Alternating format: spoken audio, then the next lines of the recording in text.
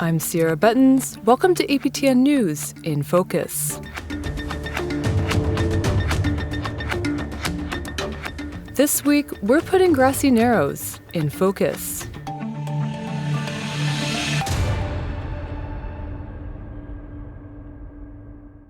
We've all heard the name and the devastating impact of mercury poisoning in the Northern Ontario community.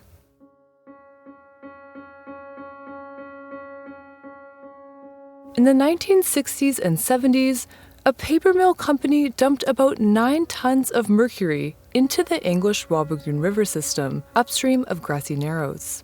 Today, an estimated 90% of Grassy Narrows' population has symptoms of mercury poisoning. On March 5th, officials were in the community for the official groundbreaking ceremony for a mercury care home and wellness center. The deal to build it was signed 5 years ago.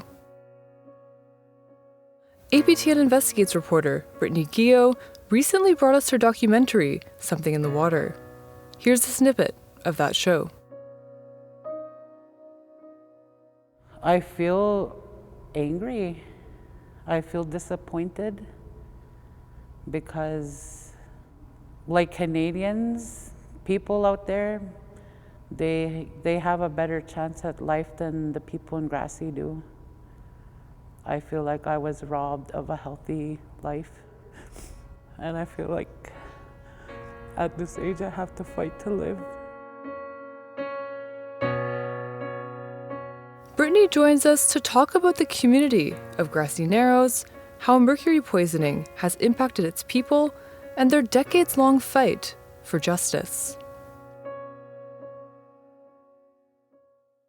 Thanks for joining us, Brittany. Thanks for having me on. Yeah, so to start, I'm kind of curious about the title, Something in the Water. Can you tell us a bit about what it means? Yeah, so Something in the Water was a title that took me a little while to settle on.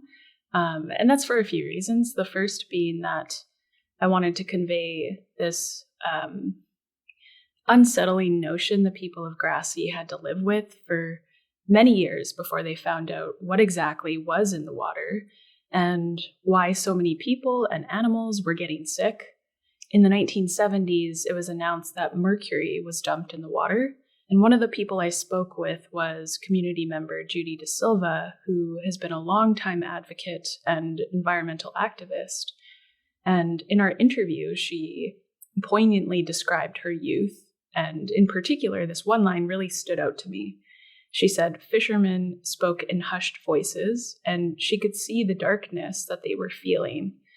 This young girl could sense the collective feeling of fear and concern, and that has to leave an impact. So these anecdotes of community and feeling was something I wanted to incorporate in the title. Mm-hmm. And can you tell us a bit more about the community of Grassy Narrows? You know, where is it? How many people live there? And about how big is it? Mm-hmm.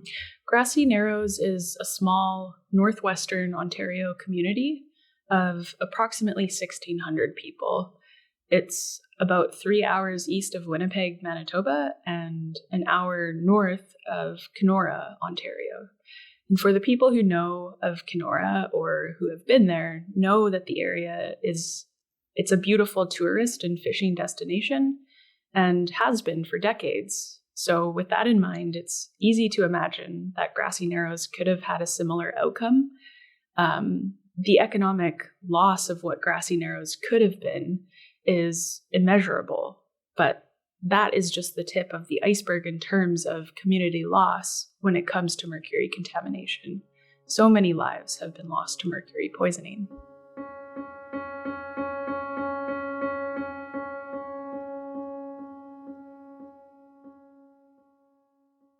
Can you give us a bit of a timeline of, you know, what sort of happened and how it played out over the years with, you know, the discovery of mercury contamination? Yeah, so this goes all the way back to the 1960s and 70s when a paper mill in Dryden, Ontario dumped nearly 10 tons of mercury into the English-Wabigoon River. So Dryden is just a few hours upstream from Grassy Narrows. And it wasn't long before community members and animals began to show severe signs of illness. And babies were born with abnormalities. Mercury poisoning is a progressive neurological condition that slowly attacks the body, and in some cases it can be fatal. The chemical lies in the sediment of the river. Bottom feeder fish, inevitably ingest the mercury, and then the people eat the fish, resulting in mercury poisoning. So I spoke with some folks who say they are often asked why they still eat the fish, and the response is that this has been their traditional diet and their traditional way of life for millennia. And that is something that they are not willing to abandon, but rather want the river system to be remediated. Mm-hmm. And I guess in between the discovery of there being mercury contamination in the English-Wabigoon River system and when action was actually taken, why did it take so long to have anyone do something about this? Yeah, it's a really good question. And, it's difficult to pin it on one reason as to why it took so long. What we do know is that the federal and provincial governments have committed millions of dollars to cleaning up the river system and funding ongoing care for the people of Grassy. But we also know that those efforts have been very slow to move forward. Judy Da Silva said in her interview with me that after considering the many industrial extraction efforts over the last 50 years in their territory, that it's something she and many other community members consider as environmental racism. And so one thing is the Mercury Health Center is now officially under construction. And I'm wondering if you could talk a bit about, the significance of that and what it will do. Mm-hmm. In 2020, the federal government agreed to fund a treatment center for the people who are affected by mercury poisoning and have very severe symptoms. So when I traveled out to Grassy Narrows, this was, nearly 5 years after they promised the center, I was taken out by boat to see the site where the center was slated to be constructed. And you could see the area of land that had been clear cut, but you could also see vegetation had slowly started to grow back in comparison to the surrounding plants and trees. And after speaking with so many community members, it was clear a long-term care facility is needed for people who have high levels of mercury in their system, as well as the aging population that are living with these symptoms. Mm-hmm. And were there any measures taken against the lumber company for dumping the toxin into the river? So the company was never held legally responsible for the damage caused to the river system or the people impacted by mercury poisoning. The company was originally called Dryden Chemicals Limited, but has since dissolved and reformed under new ownership. It's still very much alive and operating in the town of Dryden, Ontario, and some studies go as far as to even suggest that effluent wastewater is still being dumped into the river, causing further damage to the people and wildlife in the area. And in terms of the long-term impacts of mercury poisoning, what is the prognosis for people living in Grassy Narrows in terms of their recovery? After speaking with world-renowned mercury poisoning expert Dr. Donna Mergler, it's clear the people of Grassy aren't getting the care they desperately need. Many folks in the community are being misdiagnosed and, even worse, are being ignored. The symptoms for mercury poisoning are loss of muscle coordination, tremors, loss of vision, and impairment of speech and tingling in the limbs. So oftentimes these symptoms are mistaken for other illnesses. And, at the end of the day, there is no cure for mercury poisoning. Researchers and community members say it's important that medical professionals believe their patients when they come to them with these signs and symptoms. And so, Grassy Narrows is a fairly remote community, but I think there's been a lot of, organizing and activism over the years that's really brought attention to the community. I was wondering if you could maybe talk a bit about how that has, brought attention to what's happening in Grassy Narrows and maybe driven change over the years. Yeah, absolutely. The people of Grassy Narrows, they really have never stopped advocating for change to happen in their community.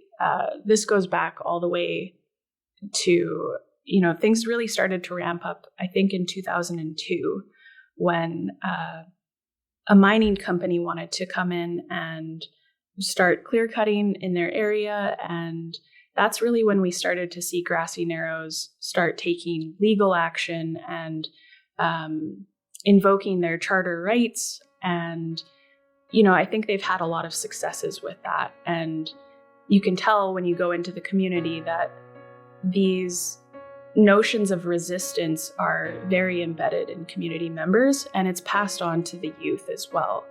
And so I don't think Grassy is going to be stopping with their advocacy anytime soon.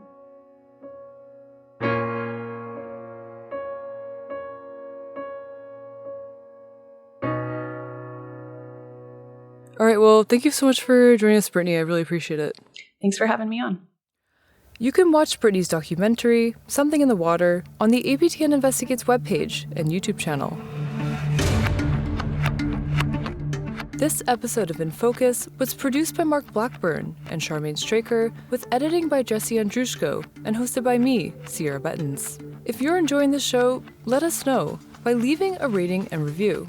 You can find more APTN podcasts, like APTN News Brief and Truth in Politics, by visiting aptnnews.ca/podcasts or on your favorite player. Thanks for listening.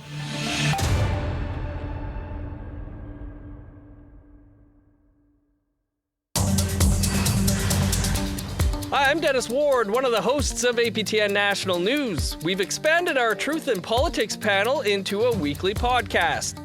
Each episode, panelists Jennifer Leywitz and Negon Sinclair join us to examine key issues affecting Indigenous peoples across Canada. Listen and subscribe on your favorite podcast player.